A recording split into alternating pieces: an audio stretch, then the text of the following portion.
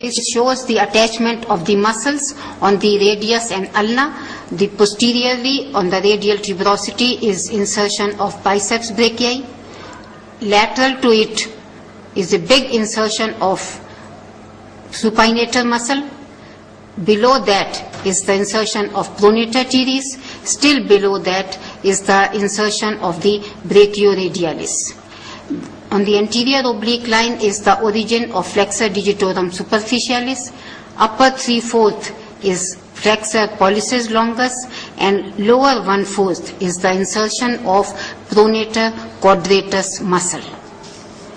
Finishing the ulna side by side, the anterior surface of the coronoid process is the insertion of brachialis muscle, and there are few slips of the other muscles.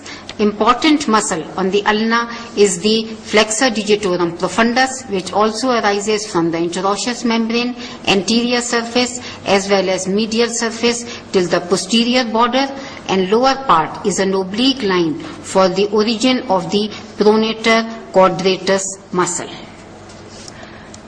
The posterior surface of radius also shows the insertion of the supinator as well as on the radial tuberosity the insertion of biceps brachii. In addition, there are the muscles arising from the posterior border, abductor and posterior border and posterior surface. Abductor pollicis longus arises from both the radius and the ulna. Extensor pollicis brevis only from the radius and interosseous membrane, whereas extensor pollicis longus from only the ulna and the interosseous membrane, and extensor indicis also only from the posterior surface of ulna and the interosseous membrane. And here the huge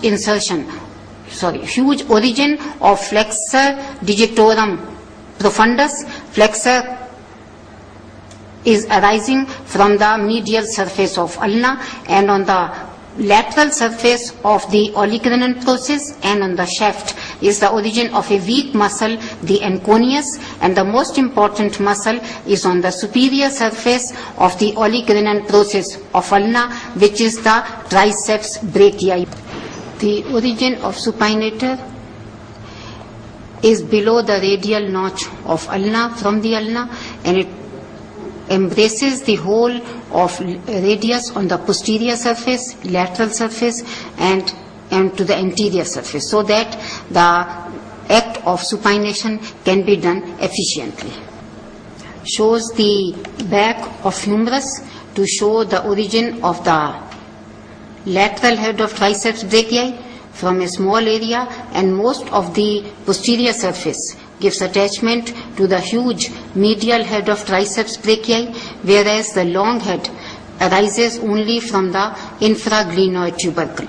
All these three heads join to get inserted into the olecranon process of the ulna. This is the important extensor of the elbow joint. Shows from the radius, anterior surface of radius, the flexor pollicis longus muscle arises, passes under the flexor retinaculum to go to the distal phalanx, base of the distal phalanx of the thumb. And the huge muscle, the flexor digitorum profundus, arises, passes again under the flexor retinaculum, divides into 4 tendons, and they pass straight to the base of the distal phalanx of the index finger, middle finger, ring finger, and the little finger. In this, it shows the attachments of the important muscle, the pronator quadratus, which is arising by a ridge from the lower part of the ulna and goes and gets inserted into the anterior surface of the radius at its lower end, and also onto the medial surface